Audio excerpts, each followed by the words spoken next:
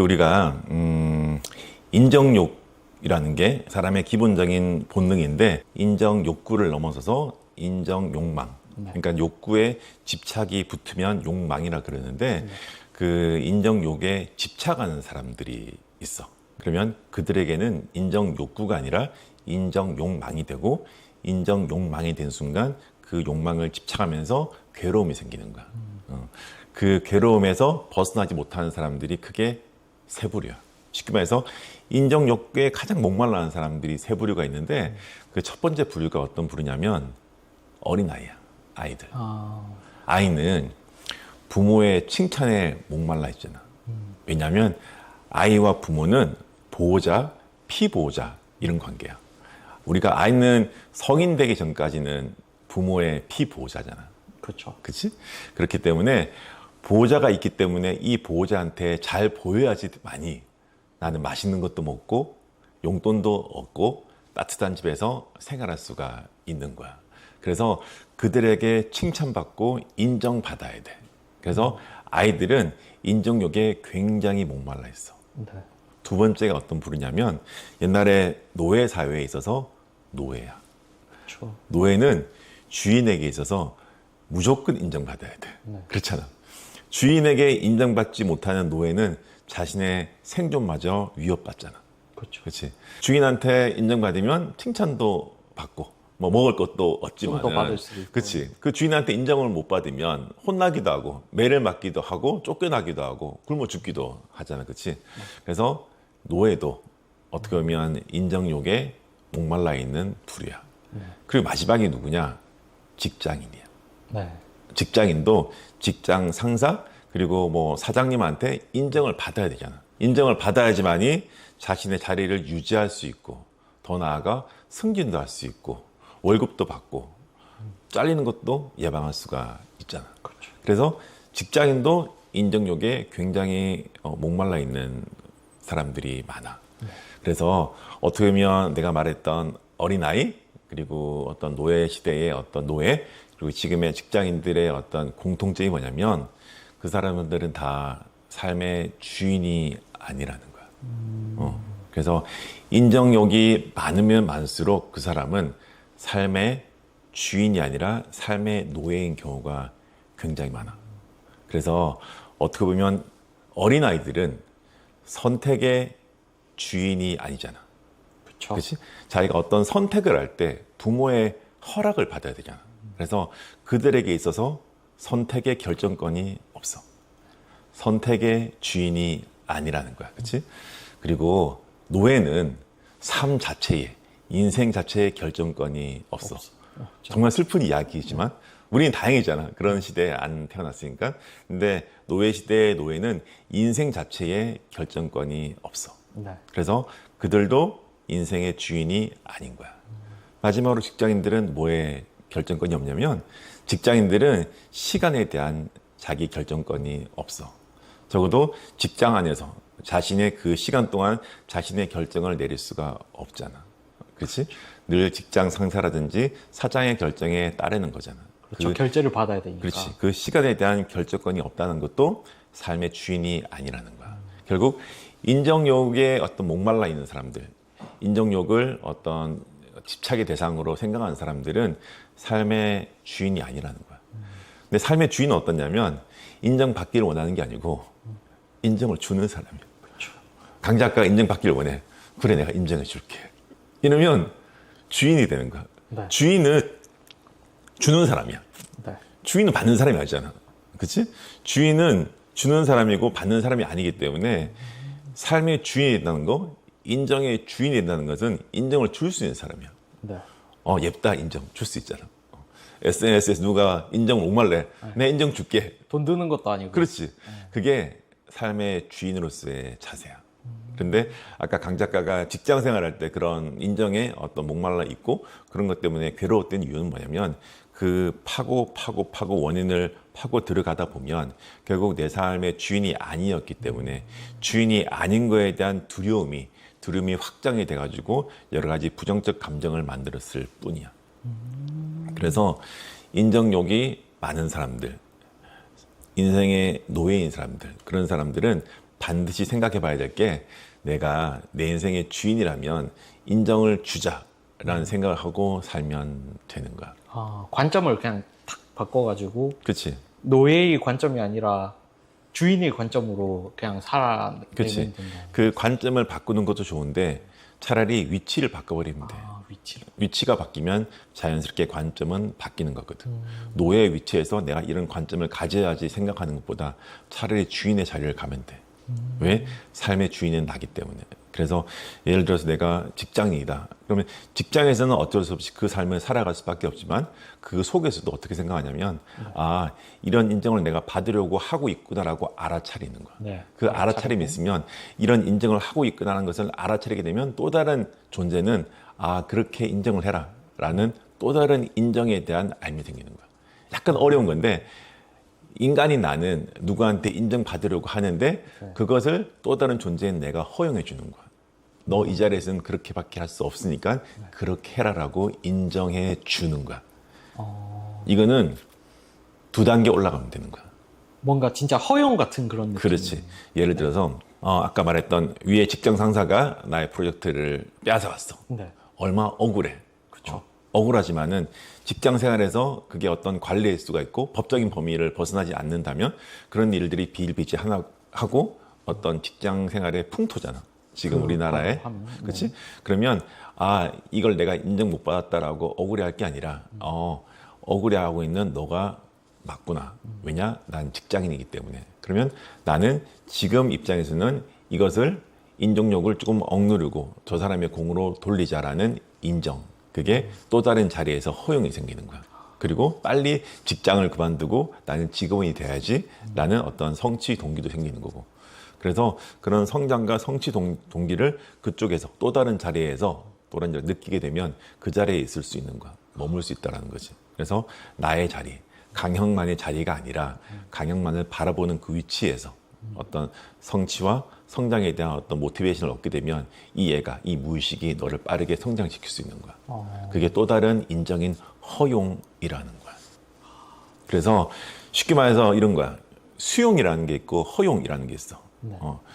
내가 되게 싫어하는 말 중에 하나가 수용이라는 거야. 근데 우리나라 어떤 교수님이 수용이라는 말을 굉장히 많이 쓰고 있는데 사실 수용은 좋은 표현은 아니야. 좀 피동적이라서. 그렇지. 수용은 수동적으로 용납하는 게 수용이야. 그건 아까 말했던 에고, 내 몸의 입장에서 하는 거고. 허용은 뭐냐면 허락하여 용납하는 거야. 나 스스로가 주인이 되어서 이 모든 것들을 허용하는 거. 허락하고 용납하는 거. 그래서 모든 것들을 허용한 자세가 되는 게 좋지 수동적으로 수용하면 안 돼. 왜냐하면 수용이라는 것은 주인의 권리가 아니야. 네. 오히려 세입자의 의무야. 강 작가가 우리 집에 세입자로 들어 살고 있어. 네. 그런데 예를 들어서 월세 한 100 정도 살고 있는데 네. 한 2년 지났어. 네. 내가 5% 올려서 105만 원으로 하겠습니다. 그러니까 강 작가가 아유, 또 주인님 돈이 없어서 그러는데 101만 원만 해주세요. 막 이러는 거야. 네. 안 됩니다. 막 계속 그래. 네. 그래 내가 그러면 102만 원으로 하겠습니다. 이랬잖아. 네. 그럼 결정을 했어. 네. 그러면 102만 원을 네. 주인인 나는 허용한 거고 네. 세입자인 강 작가는 수용한 거잖아. 그 차이를 알겠어? 네. 좀. 그렇지.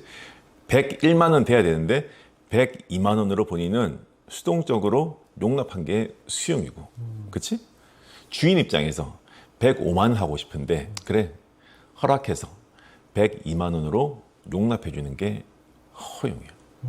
그래서 수용은 세입자, 노예, 종, 직장인의 입장에서 하는 게 수용이고 네. 허용은 주인의 입장에서 마음자리에서 윗바산으로 불리는 좀 더 높은 자리에서 하는 게 허용이라는 거야. 그러면 어떻게 보면 양쪽 다 허용의 자세를 가질 수도 있겠네요. 동등한 자세로. 근데 허용이라는 것은 그 에고의 입장에서 인간이라는 그 몸의 입장에서는 하는 게 쉽지가 않아. 왜? 욕망이라는 본능이 있기 때문에 쉽지가 않은 거야. 집착이 일어나기 때문에. 사실 그 마지막 질문이 이제 인정 욕구랑 이런 인정에 대한 갈망을 좀 긍정적으로 활용할 수 있는 방안이 없을까였는데 사실 그거에 대해서 답변을 허용의 자세로 그렇지. 답변을 좀 주신 것 같은데 음. 추가적으로 또 생각해 볼 만한 게 있을까요? 그러니까 어쨌든 아까 인정욕이 나타나는 순간 우리는 알아차리면 돼. 아, 이런 게 나타났구나. 근데 내가 이렇게 말하지만 나도 좀 잘 못해. 나도 순간적으로 화가 날 때가 있고 순간적으로 막 운전하고 있는데 누가 옆에 확 끼어들면 순간 욱하고 올라오잖아. 인간이면 어쩔 수가 없는 거야. 그건 나뿐만이 아니라 뭐 모든 성직자, 아까 말했던 스님, 목사님, 신부님 마찬가지야. 그런 분들도 화가 나고 그런 분들도 인정욕 때문에 어떤 자신의 어떤 그 가장 높은 자리에서 떨어지면 약간 섭섭해하기도 해. 그 뭐냐면 인간은 누구나 마찬가지라는 거야. 그래서 아, 나는 왜 이렇게 인정욕에 대해 집착을 하지? 이렇게 생각할 때가 있으면 아, 인간이면 누구나 그렇구나라고 알면 돼. 누구나 느끼는 공통의 감정이라는 것. 그걸 알면 그 감정을 흘려보낼 수 있는 힘이 생기게 되는 거야. 네. 사실 인정욕 자체가 이제 어떻게 보면 불안의 한 요소처럼 이렇게 나타날 수 있을 것 같은데 그런 세부적인 상태에 대해서도 좀 힌트를 주신 것 같아가지고 저도 그렇고 이제 이 영상을 보시는 분들도 많이 좀 참고가 될 것 같습니다. 씨앗이 땅에 떨어져 뿌리를 내리고 싹이 트고 줄기가 자라 가지를 뻗고 꽃이 피고 열매를 맺어 세상에게 자신을 퍼뜨리고 있습니다.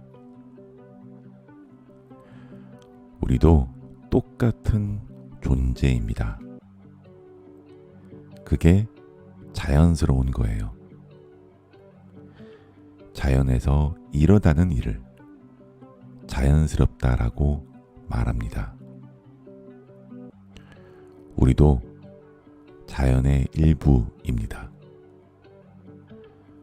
우리도 태어나 성별, 국가, 경제적 위치, 부모라는 뿌리를 내리고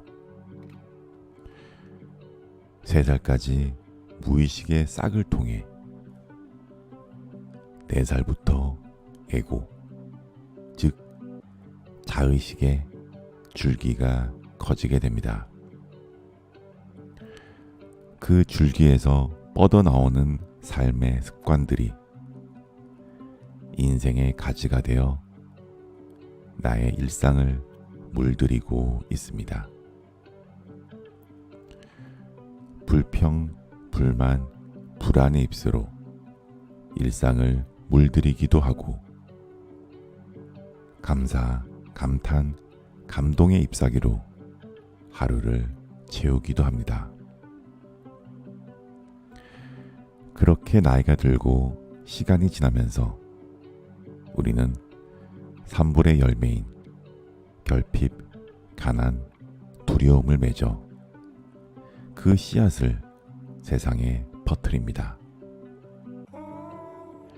또 다른 사람은 삼감의 열매인 풍요, 부, 감사를 맺어 그 씨앗을 자식에게 전하기도 합니다. 여러분들은 어떤 줄기와 어떤 가지를 가지고 있나요?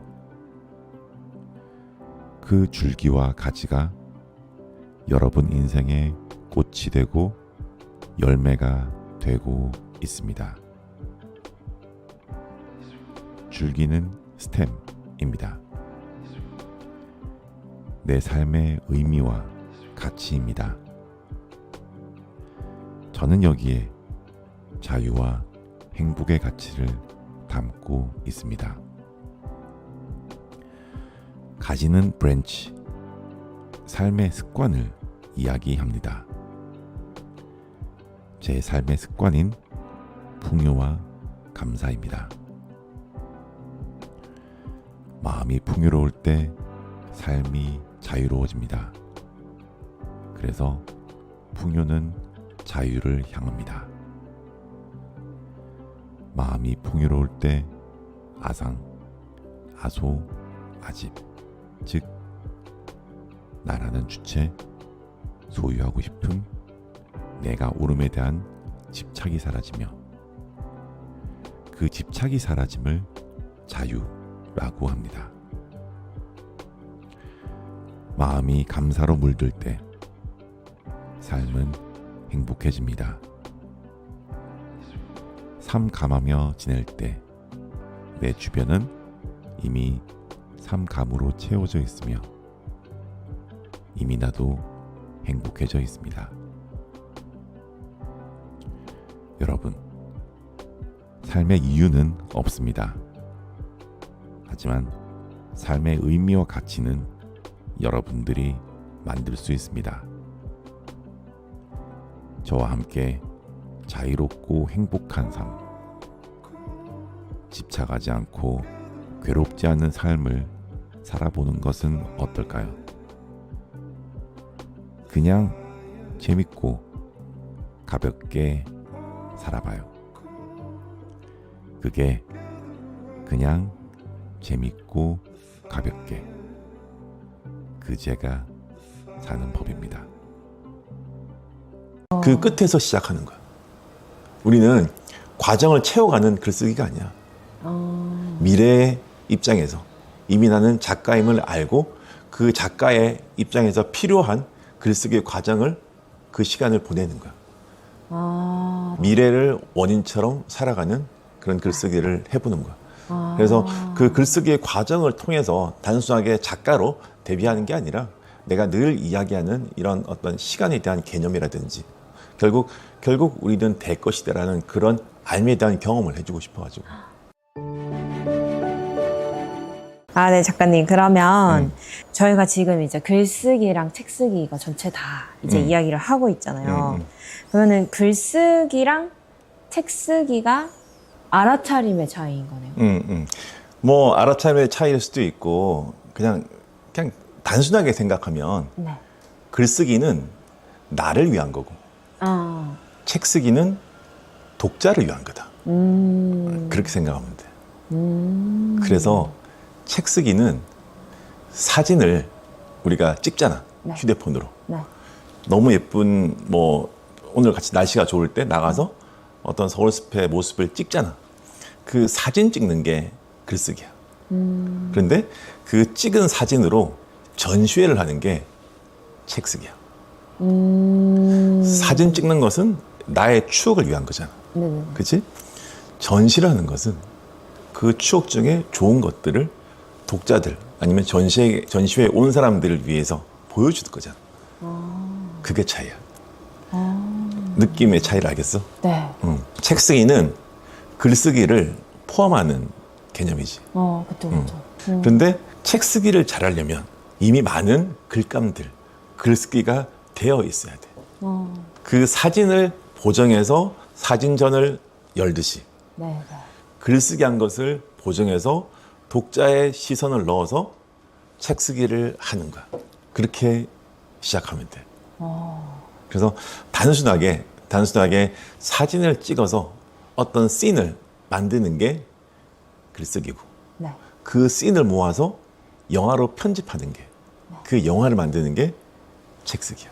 나는 글 쓸 때 막 쓰잖아. 네네네. 책에다 막 쓰잖아.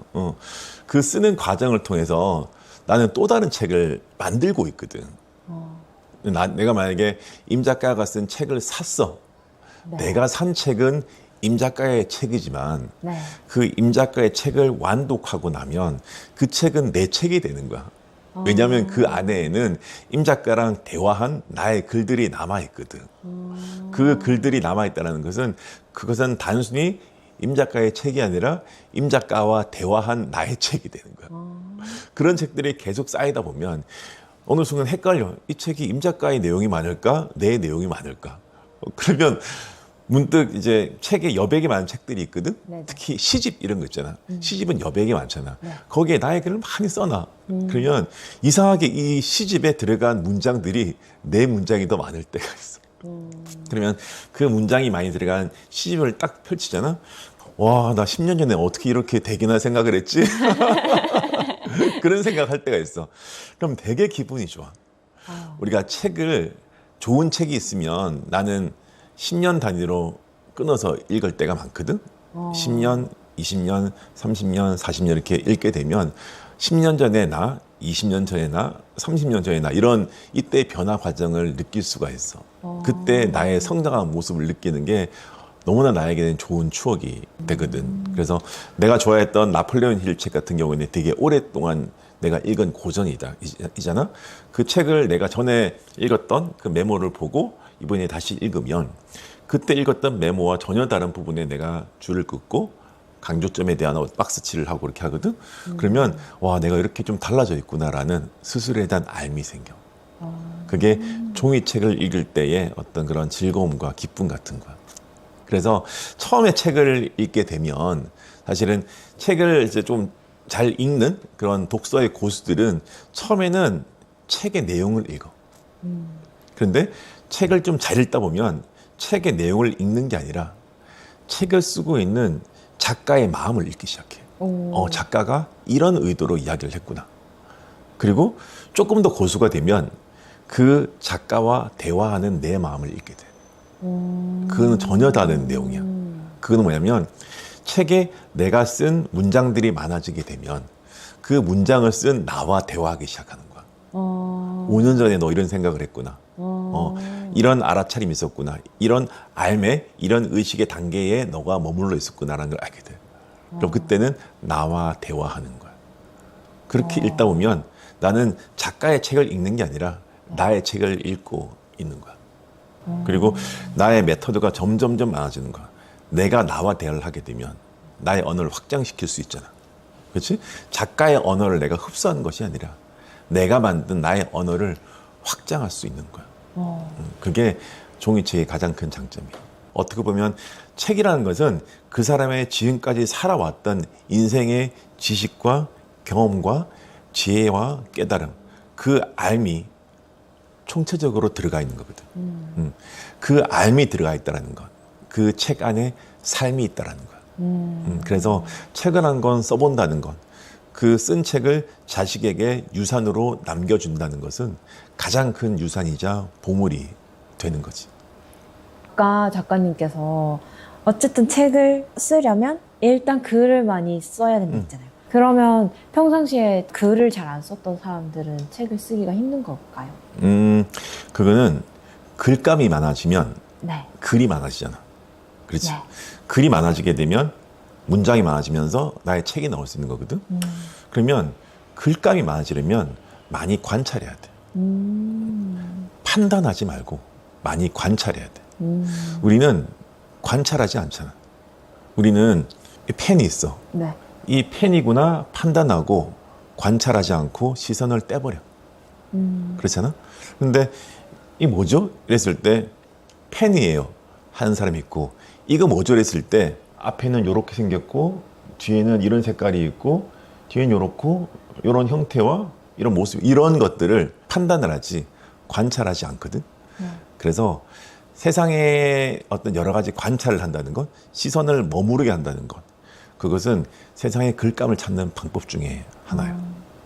남들처럼 판단하고 분별하지 말고 나의 시선을 그곳에 머무르게 해서 그림으로 세상을 바라보는 게 중요해. 우리는 세상을 언어로 바라보잖아. 그렇지? 그렇죠. 근데 세상을 그림으로 바라보면 너무나 관찰할 게 많아져. 지금 여기 있는 모든 것들도 우리는 언어로 판단하고 시선을 떼지 그것을 그림으로 관찰하지 않잖아. 그게 관찰의 힘이고, 그렇게 하다 보면 글감이 많아져. 그림으로 본다는 거 약간 직관적으로 받아들인다는 의미인가요? 오감으로 관찰한다는 거야. 아, 그림이라는 것은 시각의 힘을 거기에 부여한다는 거야. 색깔, 형태 이런 것들을 보는 힘.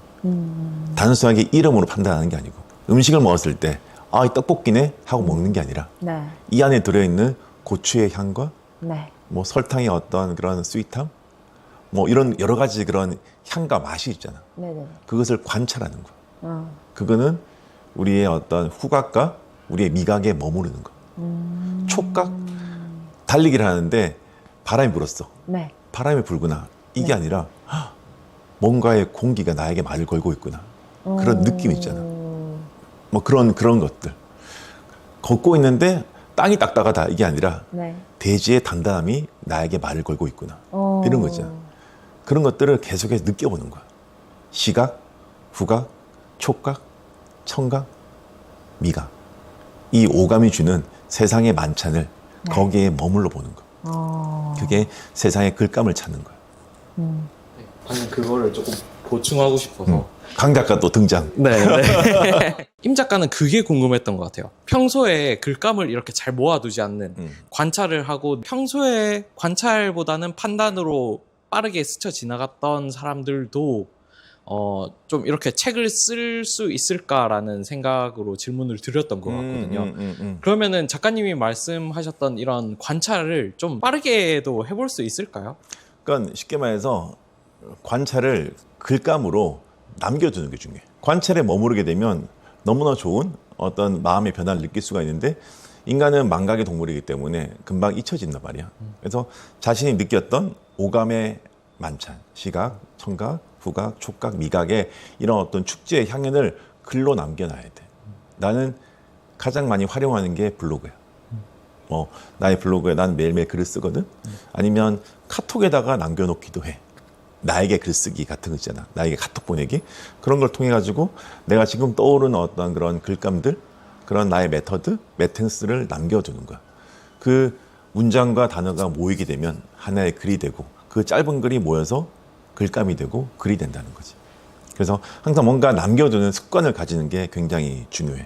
이제 신간을 작업을 하시면서 같이 쓰실 분들을 구하셔가지고 이렇게 같이 쓰실 예정이 있으시다 했는데 그러면 이제 활동의 주된 목적이랑 이제 주로 어떤 활동을 하게 될지 이런 것도 조금 궁금해하실 것 같아가지고 네네. 일단은 글쓰기가 아닌 책쓰기잖아. 우리 책쓰기 클래스니까 적어도 자신의 책을 한 권 쓰고 싶다라는 열정을 넘어서서 그런 알미 있는 사람.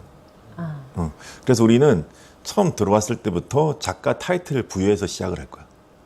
왜냐하면 어차피 석 달이 지나면 자신의 책이 나와 있음을 우린 알고 있거든. 그 끝에서 시작하는 거야. 우리는 과정을 채워가는 글쓰기가 아니야. 미래의 입장에서 이미 나는 작가임을 알고 그 작가의 입장에서 필요한 글쓰기의 과정을 그 시간을 보내는 거야. 미래를 원인처럼 살아가는 그런 글쓰기를 해보는 거야. 그래서 그 글쓰기의 과정을 통해서 단순하게 작가로 데뷔하는 게 아니라 내가 늘 이야기하는 이런 어떤 시간에 대한 개념이라든지 결국 우리는 될 것이다라는 그런 알미에 대한 경험을 해주고 싶어가지고. 그렇겠네요. 진짜 하는 그거를 거야. 완전 실천해 볼 수 있는 또 그렇지. 방법이 되겠네요. 그 경험을 해본다는 거. 그래서 단순한 작가 플러스 시간에 대한 암 그리고 그 알미에 대한 경험. 그럼 엄청난 그런 거 도움이 해보려고 될 하는 것 거야. 같은데요? 그런 거 해보려고 하는 거야. 와. 그래서 좀 뭐 그냥 쉽게 뭐 이렇게 아무나 받지는 않을 거고 정말 네. 책을 쓰겠다라는 그런 강력한 의지가 있는 사람들만 그 열정이 있는 사람들만 받으려고. 그래서 딱 12명을 네. 할 거잖아. 네. 왜 12명이냐? 네. 우리 시계에 시침이 네. 12개가 있잖아. 네, 맞아요. 그 12명이 없으면 시계는 이루어지지가 않아. 그래서 내가 글을 안 쓴다는 것은 여기 모여있는 12명의 도반한테 미안함을 느껴야 돼. 그 사람이 없기 시간이. 때문에 하나의 시간이 이루어지지 않기 때문에. 그 시계의 완성을 높이기 위해서 100% 출간을 목표로 할 거야. 그리고 그런 열정이 없으면 들어오시면 안 돼. 시간을 멈추는 자는 안 되는 거죠. 그렇지. 우리의 시간은 거꾸로 가기 때문에. 그 거꾸로 가는 시간 속에서 단 하나의 숫자도 없어지면 안 돼요. 알겠습니다. 너무 멋진 모임이 될 것 같아서 기대가 아주 그럼요. 큽니다. 알겠습니다. 네. 오늘도 좋은 말씀 해주셔서 감사합니다, 작가님. 감사합니다.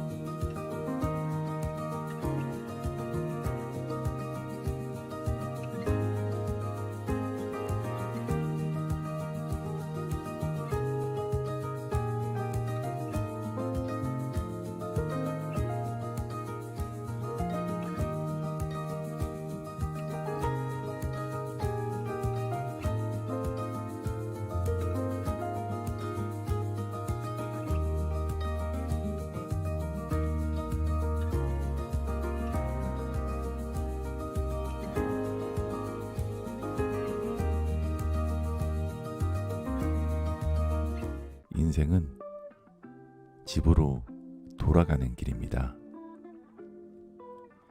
우리는 지구별이라는 행성에 떨어져 우리의 원래 세상인 그곳을 향해 돌아가고 있습니다. 집에 돌아가면 편안합니다. 집이 주는 안정감에 감사합니다.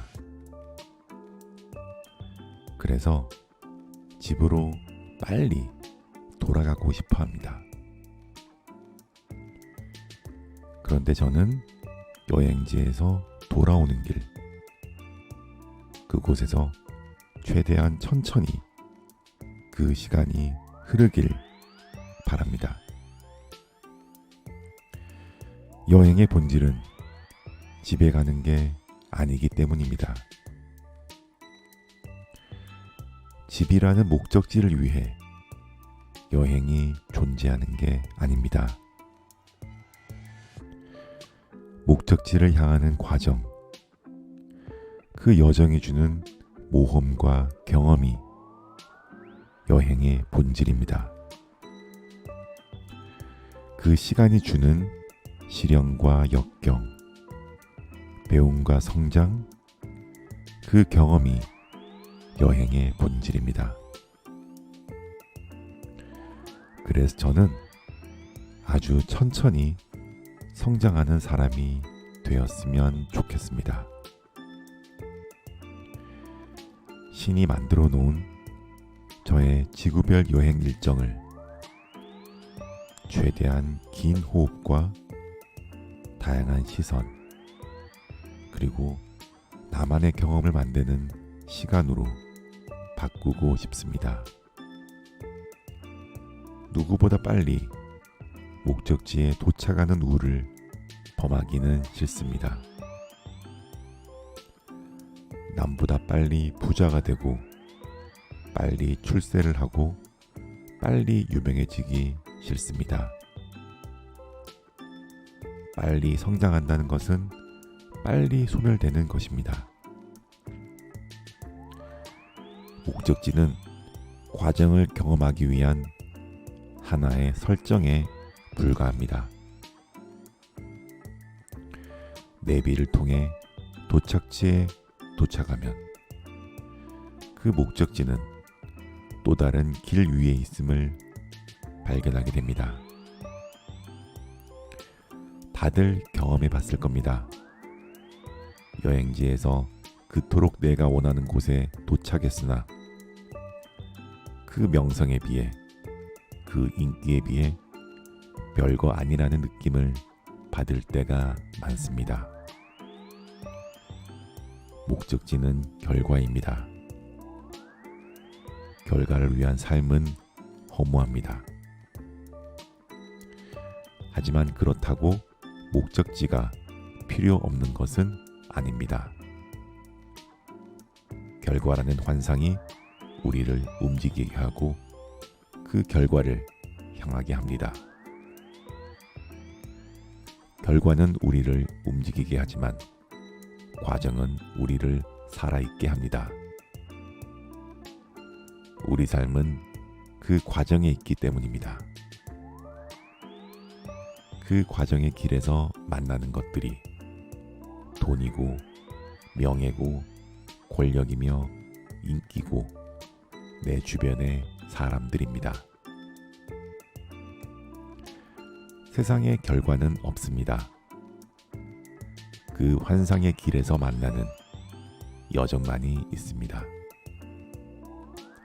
그 여정을 버리고 페라리를 타고 슝 하고 집으로 돌아가도 괜찮습니다. 삶은 개인의 선택이기 때문입니다. 하지만 꼭 기억하세요. 페라리를 탄 그에게는 인생 매뉴얼이 남지만 길을 걷고 경험한 우리에겐 삶의 여행북이 남습니다. 우리는 매뉴얼을 만들려고 지구별에 온 것이 아닙니다. 집으로 돌아가는 내 삶을 즐기기 위해 온 곳입니다. 집으로 돌아가는 길, 그곳을 누리십시오. 그게 다입니다. 현재에서 과거를 바꾼다는 말은 뭐냐면 현재가 과거의 원인이 된다는 말이에요. 내가 전에 했던 그런 말 있지.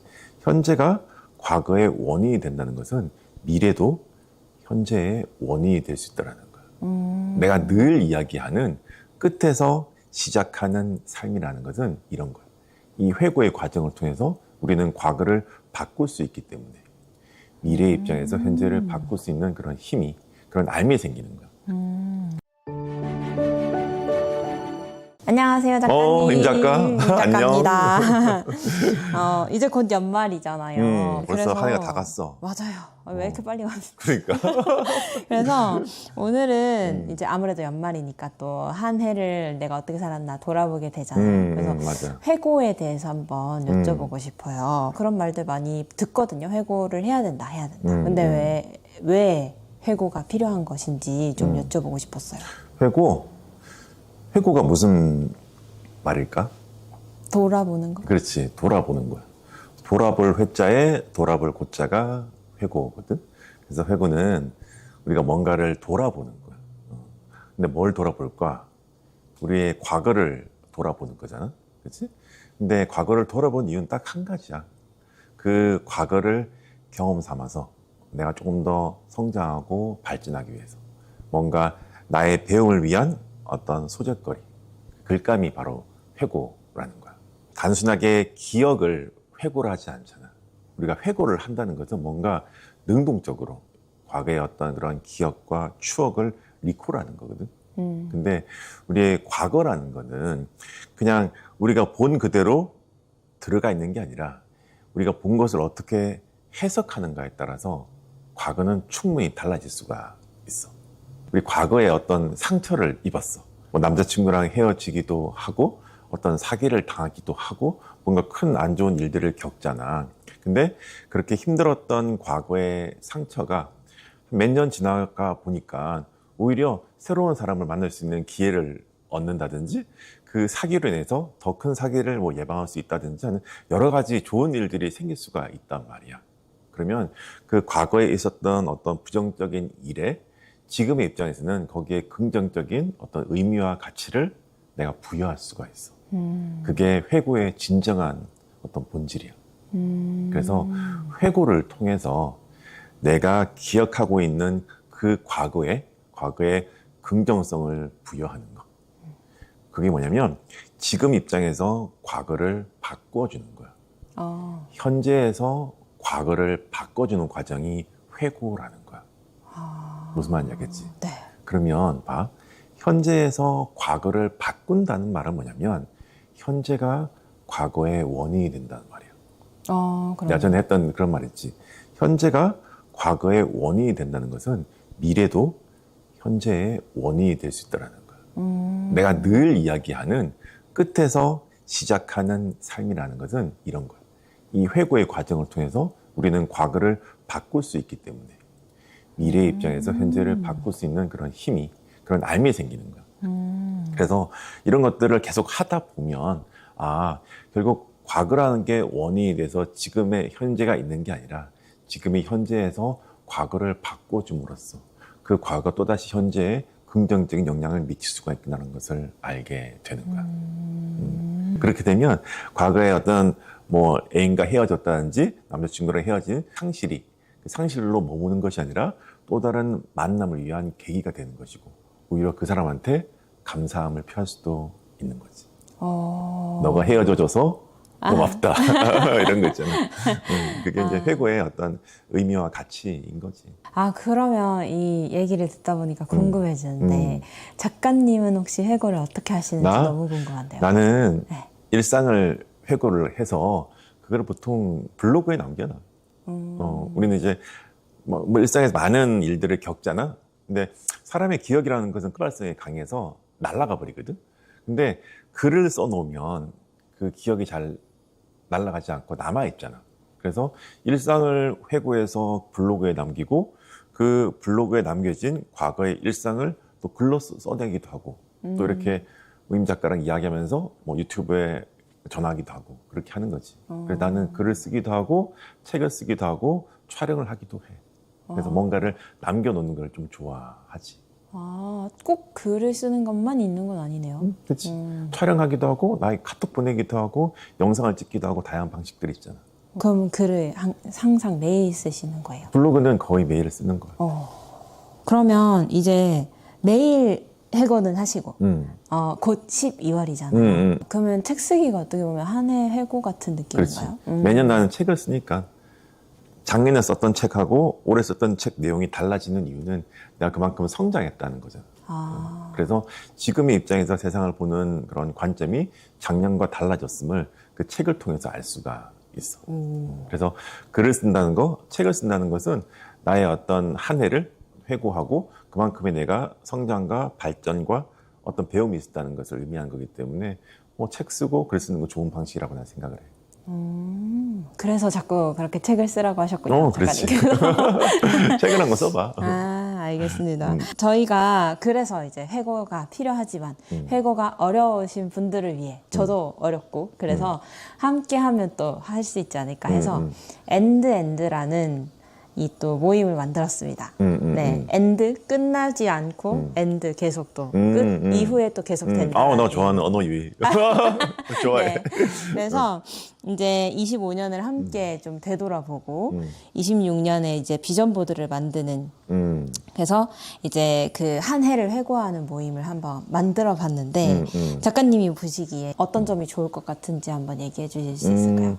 어쨌든 이제 꿈을 스스로에게 공유하는 거, 나에게 공유하는 게 비전 보드를 쓰는 것이고 그런 비전 보드를 남들과 공유하는 것은 내가 이런 길을 가고 있음을 타인의 시선을 통해서 한 번 더 확인하는 거거든. 나에 대한 메타인지라는 것은 나를 보는 힘이잖아. 근데 우리가 비전 보드를 공유를 한다든지 혹은 뭐 글을 쓴다든지 이런 것들은 독자라든지 다른 모임에 있는 사람들에게 비춰지는 모습을 내가 확인하는 거란 말이야. 그러면 나도 모르는 나의 자신의 모습을 발견할 때가 많아. 특히 그게 같은 길을 가는 좀 성장하고 싶고 뭔가 좀 배우고 싶고 발전하는 사람들의 모임이라면 더 자신의 모습을 발견할 수가 있지. 그래서 그런 모임을 만드는 건 되게 의미 있다 생각을 해. 나도 옛날에 그런 비전 보드라든지 뭐 드림 보드 이런 거 나도 만든 적이 있었거든. 그런 거 만드는 거 너무 좋아. 왜 인간은 욕구의 동물이니까 그런 거를 이제 써 나가면서 나의 이런 욕구를 스스로 바라보고 그걸 채워 나가는 건 좋아. 근데 하다 보면 어떤 게 생기냐면 그 욕구에 이제 집착이 생길 수가 있어. 집착이 생기면 괴로워져. 이거 안 되면 안 되는데 이런 집착이 생기면 오히려 비전 보드 때문에 한 해가 조금 괴롭고 한 해가 이걸 이루지 못할 것 같은 두려움이 들기도 하고 불안이 들기도 해. 그리고 또 안 되니까 짜증나고 화나잖아. 그래서 그 비전 보드를 만들 때 그 비전 보드에 선호하는 삶을 살면 좋겠어. 이게 이루어지는 게 더 낫다. 그리고 두 번째는 이것을 이루는 과정에 내가 있음을 아는 게 굉장히 중요해. 그러니까 우리가 옛날에 이런 거 있었거든. 뭐 예를 들어서 뭐 1000억 부자다, 100억 부자다. 그러면 사람들은 1000억 부자, 100억 부자 됐을 때의 그 모습을 가지고 있는 소유를 그 사람의 어떤 외적 조건을 그런 환경을 막 쓰거나 부러워하거나 그걸 이제 비전보드에 사진을 찍고 붙이기도 하거든. 근데 더 중요한 건 뭐냐면 예를 들어서 내 주변에 1000억 부자가 있어. 뭐 그런 애들 몇 명 있거든. 그런 애들을 만나면 걔들 아침 6시에 뭐 할까? 물어봐. 그럼 거의 비슷해. 아침 일어나서 운동하고 신문 보거나 책 보거나 명상하거나 그런 생활을 한단 말이야. 그 생활을 비전보드에 넣는 게 굉장히 중요해. 왜냐하면 내가 아침 6시에 운동하는 습관을 가지려면 지금 뭐 해야 돼? 운동해. 아침 6시 운동을 해야 되는 거잖아. 지금이 있어야지만이 그때 모습이 있는 거야. 그래서 지금의 운동하는 습관, 지금의 글 쓰는 습관, 지금의 책 쓰는 습관, 아니면 독서하는 습관 이런 것들이 나중에 1000억 부자가 되었을 때 아침을 구성하는 것을 알게 되면 지금이 미래에서 꼭 필요한 과정을 알잖아. 네. 그러면 지금의 어떤 책 읽기 아니면 운동하기, 글쓰기 이런 것이 별로 괴롭지가 않아. 즐길 수 있는 힘이 생기는 거야. 미래의 결과에 있는 과정임을 알게 되면 그 과정을 즐길 수 있는 힘이 생기게 돼. 그래서 비전 보드를 만들 때 그 비전 보드에 집착하지 말고 선호하는 삶을 살고, 두 번째, 그 결과의 입장에서 내가 이루어가는 지금의 과정이 채워져야 하는 그런 과정이 있음을 아는 것. 우리는 이렇게 살아가잖아. 뭔가 목표를 이루기 위해서는 그 목표를 위해서 한 계단, 한 계단, 한 계단 올라가는 삶을 살잖아. 이거를 바텀업이라고 그래. 아래에서 쌓아가는, 열심히 살아가는 모습. 난 좀 다르게 살잖아. 나는 거꾸로 살아. 나는 결과의 입장에서 내가 만약에 5년 뒤, 10년 뒤 어떤 결과의 모습이 있잖아. 그 결과의 입장에서 필요한 과정이 뭘까, 지금. 그 과정을 채워나가잖아. 쌓아나가는 게 아니라 위에서 필요한 파일을 미리 집어넣는 거야. 그거는 톱다운 방식이라고 그래. 끝에서 시작하는 방식이지. 난 그렇게 살아가거든. 그래서 지금의 과정이 미래에서 던져내는 그런 과정임을 채워가는 삶. 그렇게 살면 완전 의식의 전환이 일어나게 되는 거야. 그러면 그 집착하지 말고 선호해야 한다고 하셨잖아요. 이게 어떻게 보면 제가 이해하기로는 이제 너무 결과 중심적으로 보지 말고 과정을 좀 보라는 말씀으로 들렸는데 그게 그렇게 맞을까요? 생각할 수도 있고, 선호한 삶이라는 것은 내가 항상 이야기하는 중국집에 짬뽕 먹으러 와. 짬뽕 먹으러 가는데 내 친구가 짜장 먹자는 거야. 네. 그러면 그래 뭐 짜장 먹자 해서 짜장을 시켰어. 근데 주방장 실수로 짬뽕이 2개 나왔어. 그러면 내 친구는 짜증내고 뭐안 먹을 수도 있잖아. 바꿔달라 할 수도 있고. 나는 어떻게 할까? 너무 나는 좋을 먹지. 것 같은데요. 그치. 그게 선호하는 삶인 거야. 이게 뭐냐면 뭔가 하나에 집착을 하면 괴로워져.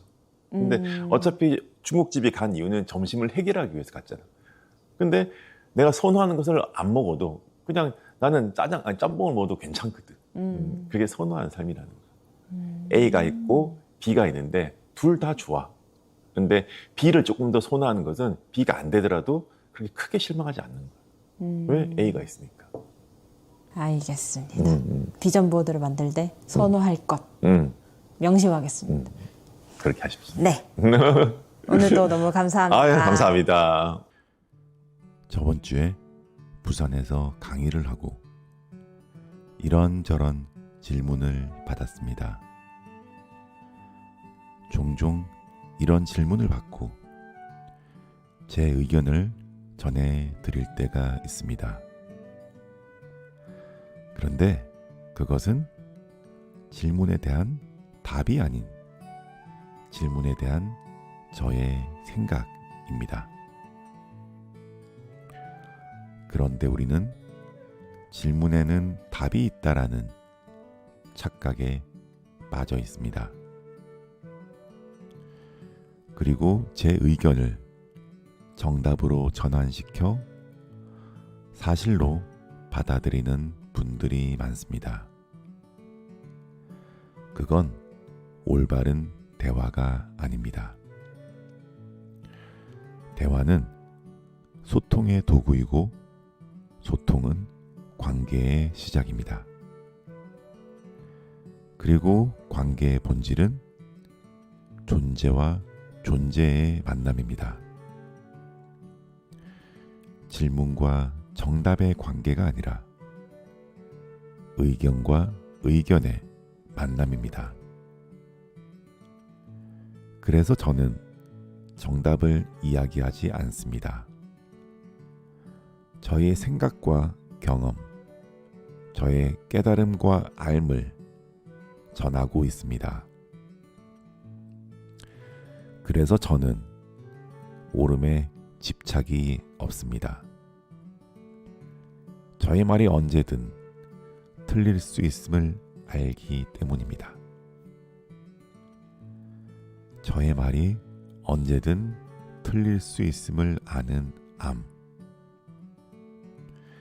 그 알미, 옳음에 집착해서 벗어나게 해줍니다. 그래서 세상에 옳음은 없습니다. 그 어떤 사실도 세상이 바뀌고 시간이 지나면 사실이 거짓으로 변하게 됩니다. 옳고 그름은 없습니다. 이런 생각 저런 생각이 있을 뿐입니다. 자신이 가진 연장이 망치밖에 없으면 세상 모든 것은 튀어난 모처럼 보이게 됩니다. 자신의 생각이 옳다라는 집착이 있으면 세상 모든 것들은 틀린 것으로 보입니다. 세상에 옳음은 없습니다. 세상은 그냥 그것일 뿐입니다. 안녕하세요, 작가님. 이제 아까 제가 오늘 여쭤보고 싶은 게 있는데, 오늘은 그 글쓰기를 시작하는 방법에 대해서 한번 글쓰기? 여쭤보려고 합니다. 네, 제가 저희 어머니께 일기를 써보라고 한번 권해드린 적이 있었는데, 근데 어머니께서 나는 글씨도 못 쓰고 적을 말도 크게 없다. 그러시면서 못하겠다고 하시더라고요. 하고는 싶은데. 근데 저희 챌린지에 참여하신 분들 중에 연령대도 비슷하시고 처음에 이제 글을 그렇게 못 적겠다 하신 분들이 계셨는데 결국 그분들은 또 블로그에 꾸준히 글을 올리셨어요. 그래서 작가님도 이제 책을 읽고 쓰는 것을 되게 중요하게 생각을 하시는데 글을 쓰는 게 왜 중요한지 글쓰기를 하면 삶이 어떻게 구체적으로 달라지는지 글쓰기. 아니 엄마가 글은 못 쓰시는데 말씀은 잘하시잖아. 그죠? 그치? 사람이 비슷해. 말은 잘하는데 글은 못 써. 왜 그럴까? 이게 말하기하고 글쓰기가 굉장히 비슷하거든. 근데 굉장히 비슷하는데 좀 근본적인 차이가 있어. 뭐냐면 우리가 말을 한다는 것은 내가 원하는 나의 생각을 전하는 거야. 그치? 근데 생각을 전할 때 뭐를 통해서 전하냐면 우리는 단어를 통해서 전달하거든. 근데 말하기에 가장 기본적인 요소는 이 단어라는 거야. 근데 글쓰기는 좀 달라. 글쓰기는 단어를 통해서 전달되지만 그 단어 한자 한자를 타이핑해가면서 한자 한자를 써가면서 즉 한 음절 한 음절을 전달하는 거야. 그러다 보면 내가 쓰는 단어를 쓰다가 고쳐 쓸 수도 있고 내가 쓰는 단어를 늘릴 수도 있고 내가 쓰는 단어를 줄일 수도 있고 아예 바꿀 수도 있잖아. 그게 뭐냐면 이 단어에 대한 생각을 한 번 더 한다는 거야. 그래서 우리의 말하기는 나의 생각을 전하는 거지만 글쓰기는 내 생각에 대한 생각을 하는 거야. 내가 생각한 그 단어가 이 글에서 적합한 단어인지 괜찮은 단어인지 쉽게 말해서 생각에 대한 생각, 사유라는 걸 하는 거야. 그래서 말하기는 그냥 생각의 전달이라고 그런다면 우리 글쓰기는 사유의 전달이야. 그래서 조금 뉘앙스가 달라. 그래서 우리가 말을 잘하는 사람은 어떤 사람이냐면 생각의 흐름을 잘 흘려보내는 사람이 말을 잘하는 사람이야. 나의 생각을 나의 단어에 얹혀서 잘 흘려보내면서 나의 감정을 거기에 집어넣고 내 생각과 나의 감정을 그 단어를 통해서 흐름을 만들다 보니까 그 흐름에 의해서 다른 사람의 느낌마저 듣는 사람의 느낌마저 좋게 만들 수도 있고 나쁘게 만들 수 있는 게 우리의 말하기야. 그런데 글쓰기는 뭐냐면 아까 말했듯이 흐름이 아니라 알아차림이야. 내가 이 흐름을 잘 흘려보내고 있는지에 대한 또 다른 시선이 필요한 거야. 그래서 우리는 글을 쓸 때 한 번 글 쓴 것을 그냥 끝내는 게 아니라 글 쓴 것을 다시 한번 글을 쓰게 되고 탈고하고 2차 탈고, 3차 탈고를 통해서 계속해서 글을 수정해 나가는 과정이 필요하다는 거야. 그게 글을 통해서 나의 입장에서 내 글을 한번 본 다음에 또 다른 관점에서 이 글을 보게 되고 더 나아가서 독자의 시선으로 나의 글을 한 번 더 보게 된다는 거야. 그래서 여러 가지의 시선으로 여러 방향에서 여러 관점에서 내 글을 보면서 계속해서 수정해 나가는 거야. 그게 생각에 대한 단어에 대한 알아차림이라는 거야.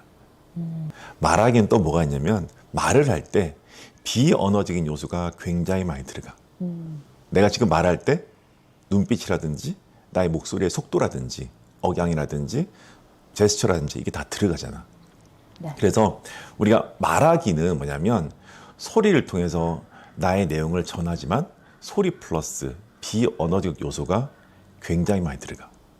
그런데 글쓰기는 좀 달라. 글쓰기는 글 외에는 전달되는 게 아무것도 없어.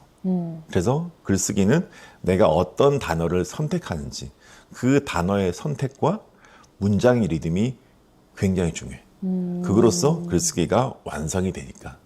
그래서 말하기를 우리가 소리의 예술이라고 한다면 글쓰기는 언어의 예술인 거야. 그게 조금 달라. 그래서 어떻게 보면 말하기는 약간 휘발성이 강한 거고 글쓰기는 우리의 휘발성 대신에 뭔가 남겨지는 그런 그림과 같은 거야. 그래서 왜 말을 잘하는 사람들의 말을 들으면 그 말을 통해서 내 마음에 어떤 변화의 씨앗이 담긴다고 한다면 우리가 글을 통해서는 뭘 느낄 수가 있냐면 그 작가가 그리는 그 그림이 내 마음에 좀 구체적으로 와닿는 거야. 왜냐 글은 여러 번 읽게 되잖아. 네. 그렇게 여러 번 읽게 되면서 그 작가가 그린 그 그림을 내 마음에 조각할 수 있게 되는 거야. 그래서 그런 종합예술 과정이 어떻게 보면 글쓰기이고 독서라는 거거든. 그래서 그런 글쓰기를 잘하면 잘할수록 뭐가 좋아지냐면 사람들에게 전달할 수 있는 소통 능력이 좋아지는 거야. 그런데 우리의 소통 능력이 뭘 말하냐면 관계 능력이잖아. 그렇지? 근데 우리의 삶이라는 것은 인연관계라고 말할 수가 있어. 우리가 산다는 것은 나와 관계를 맺고 타인과 관계를 맺고 세상과 관계를 맺는 거거든. 이 세 개의 관계에 관계력이 좋아진다는 것은 그 밑바탕에 되어 있는 소통력이 좋아진다는 거고 그 기본이 글쓰기라는 거야. 그러면 세상의 인연관계가 좋아지기 때문에 나는 잘 살 수밖에 없는 거지. 그래서 글 쓴다는 것은 작가의 스토리를 어떻게 보면 작가의 추억을 그 추억이 다른 말로 작가의 그리움이란 말이거든. 작가의 그리움을 글을 통해서 독자의 마음에 그림을 만들어주는 것. 이게 글쓰기야. 그래서 그림과 글이라는 단어의 어원이 똑같아. 그 세 가지 단어의 어원이 다 글이다에서 나온 거야. 와, 너무 신기해요. 신기하지? 네. 이게 다 그러면 똑같은 이게, 어원에서 네. 나타난 거지. 이게 듣다 보니까, 그럼 확실히 말하는 것보다는 글쓰기를 어렵게 느끼실 수 있겠다, 사람들이. 그렇지. 그래서 막 그런 얘기를 많이 하시거든요. 이 펜을 잡고 이렇게 종이에 쓰려고 하면 머리가 새하얘진다. 약간 이런 그렇지. 얘기들을 하신단 말이에요. 그럴 때 이제 작가님도 그런 순간이 있으신지. 맞아. 왜냐면 글쓰기 중에서도 조금 더 고차원적인 게 남을 위한 글쓰기잖아. 나를 위한 글쓰기 말고. 네. 근데 남을 위한 글쓰기를 할 때는 뭐가 중요하냐면 나 스스로 잘하려고 한단 말이야. 남한테 잘 보여야 되잖아. 그리고 인정받아야 되잖아. 그럴 거면 잘 써야 돼. 그런데 잘 쓰려고 하다 보니까 부담이 되는 거야. 그래서 쉽게 시작을 못 해. 그럴 때는 어떻게 하면 되냐면 내가 가장 잘하는 이야기를 하면 돼. 그런데 내가 가장 잘하는 이야기가 뭐냐면 내가 가장 잘 아는 이야기야. 내가 가장 잘 아는 이야기가 뭐냐면 내가 경험한 이야기야. 내 경험은 남들보다 많이 알 수밖에 없잖아. 그런데 남들이 다 아는 이야기로 시작을 하려면 부담이 되는 거야. 이 이야기는 남들도 아는데 그러면 쉽게 시작을 못해. 근데 예를 들어서 내가 저번 주에 아까 말했듯이 부산에 강의를 갔다 그랬잖아. 부산에 강의를 가서 강의 마치고 해운대 바닷가에서 테라스에서 맥주를 마시는데 너무 기분이 좋은 거야. 그러면서 이 해운대의 모습을 보는데 내가 20년 전에 부산을 떠났을 때 그 모습이 전혀 없는 거야. 그래서 와, 부산 진짜 많이 변했다라는 말을 이야기했어. 네. 그냥 그 문장으로 시작하는 거야. 부산 진짜 많이 변했다. 고향이 휴양지로 변하는 순간이다. 이렇게 시작하면 되는 거야. 왜? 그 이야기는 내가 가장 잘 아는 이야기고 그 이유는 내가 경험했기 때문이야.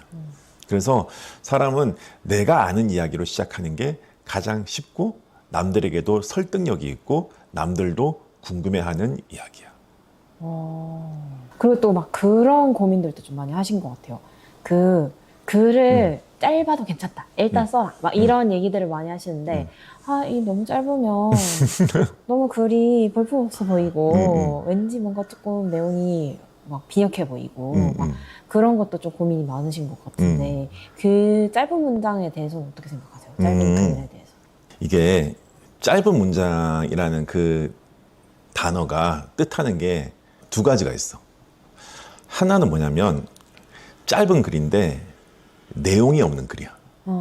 그거는 나의 단어, 나의 메터드가 부족하고 나의 글감이 거의 없고 나의 스토리가 거기에 담겨 있지 않은 거야.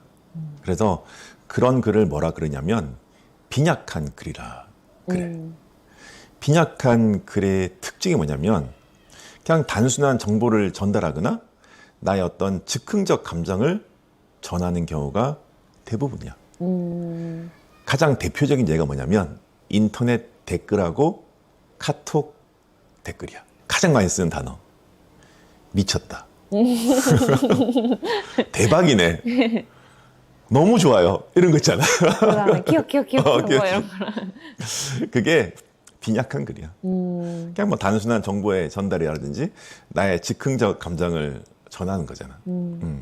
그런 게 빈약한 글이고 반대 개념이 있어. 그건 뭐냐면 함축된 글이 있어. 함축된 글의 대표적인 게 뭐냐면 시라든지 네네. 뭐 잠언 이런 거야. 내용이 없는 게 아니라 본질만 남아 있는 거야. 그 뉘앙스 차이를 알겠어?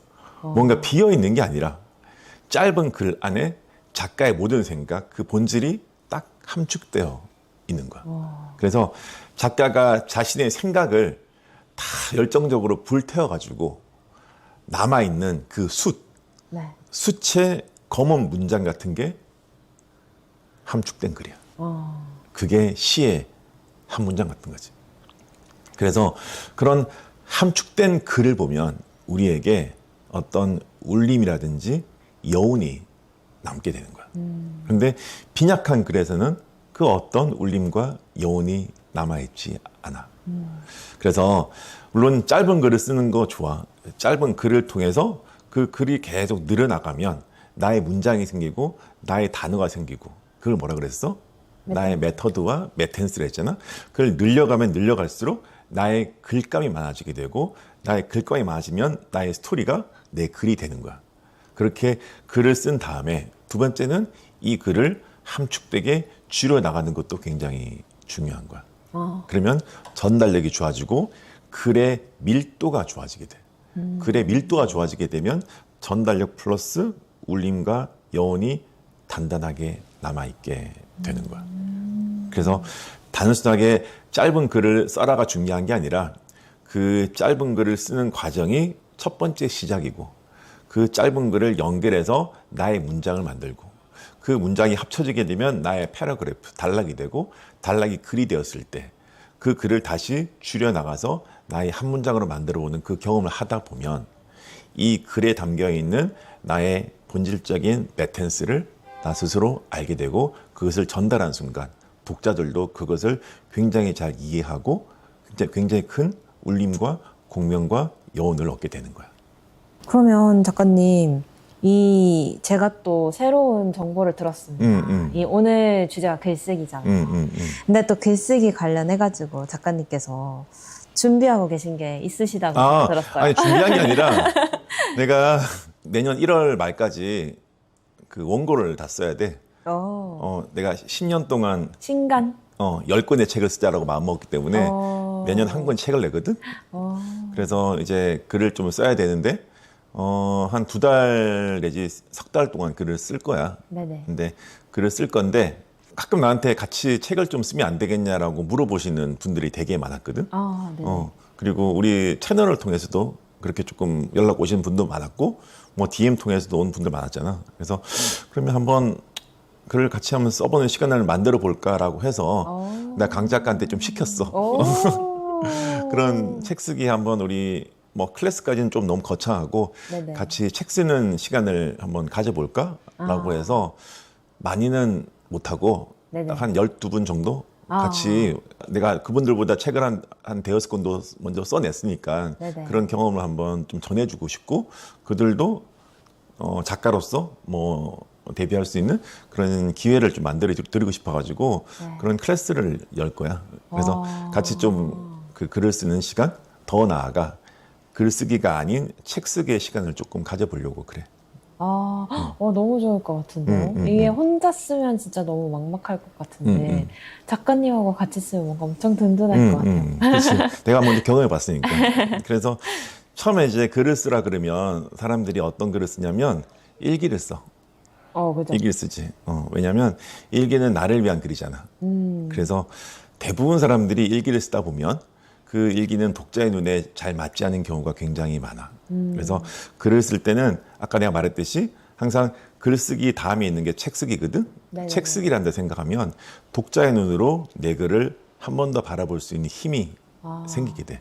그 시선을 가지고 글 쓰는 시간을 좀 만들어 보려고 그러거든. 네. 그리고 그 시선을 가지고 글을 쓰게 되면 단순한 글쓰기가 그 다음 단계인 책 쓰기로 넘어가는 거야.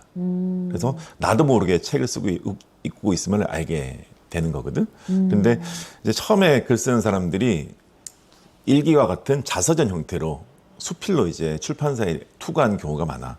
네. 근데 그런 일기와 같은 에세이는 대부분 출간되지 않는 경우가 대부분이거든. 그럼 너무 아깝잖아. 네네. 그래서 처음부터 방향을 조금 잘 잡아서 같이 클래스에서 공부한 같이 집필한 그런 우리 도반들이 다 출판될 수 있게끔 좀 도와준 역할을 하려고 하는 거야. 와, 너무 그래, 그런 거 하려고.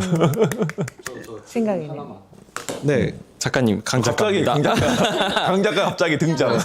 네, 이 이야기를 듣다가 궁금한 점이 생겨서 그러면은 그분들도 각자의 책을 그 시간 안에 써내는 게 그렇지. 목표가 될까요? 목표지.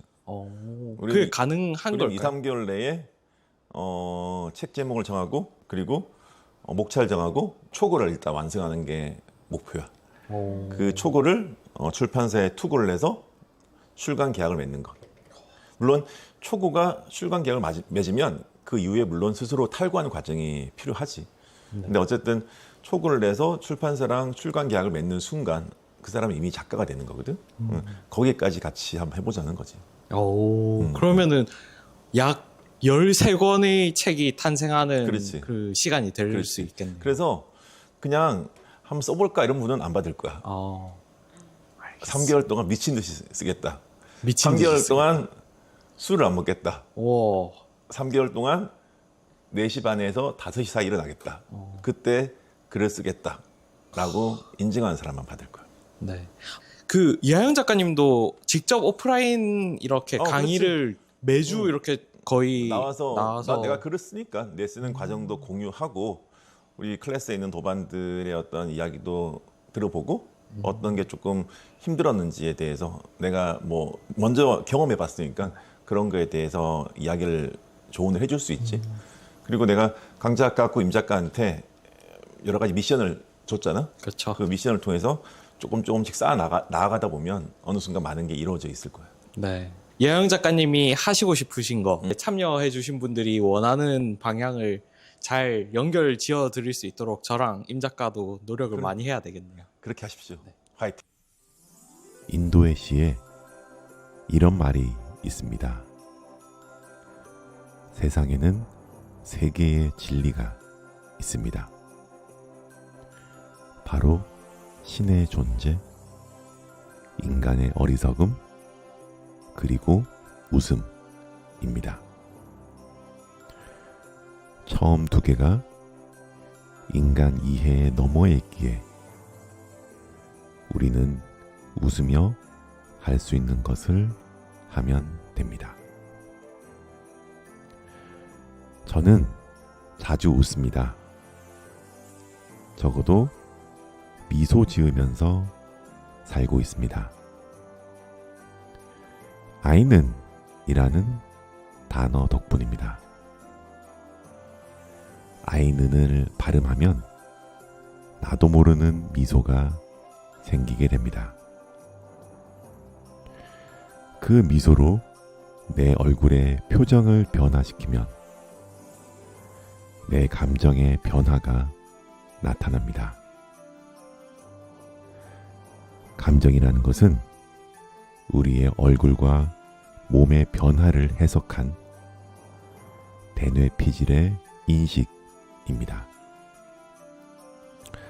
그래서 웃으면 웃을수록 우리의 감정이 긍정적으로 변하게 됩니다. 괴롭기 때문에 웃지 않는 것이 아닙니다. 괴로울수록 우리는 미소 짓고 웃어야 됩니다. 하지만 쉽지 않습니다. 슬플 때 웃는 것이 너무 힘듭니다. 사실 저도 그렇습니다. 그럴 때는 아이는이 쉽게 나오지 않습니다.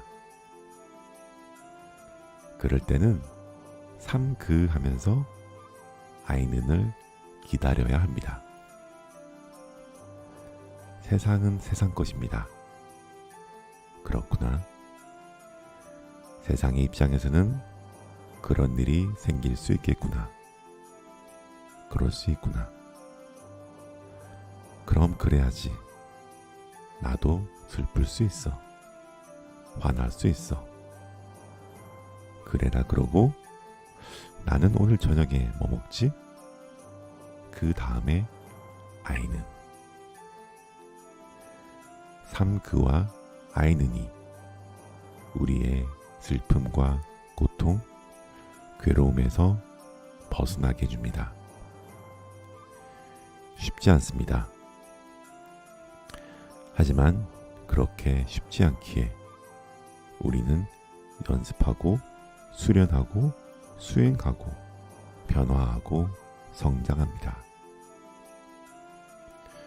그 변화와 성장의 시간이 우리의 인생입니다. 그 과정이 우리의 삶이기 때문입니다. 신은 인간에게 날개를 주지 않았습니다. 대신 신은 인간에게 웃음을 주었습니다. 슬픔과 괴로움에 빠져 있을 때 그곳을 빠져나올 수 있는 날개가 우리의 미소이자 웃음입니다. 오늘도 아이는, 지금 이 순간도 아이는과 함께하는 하루가 되시기를 기원합니다.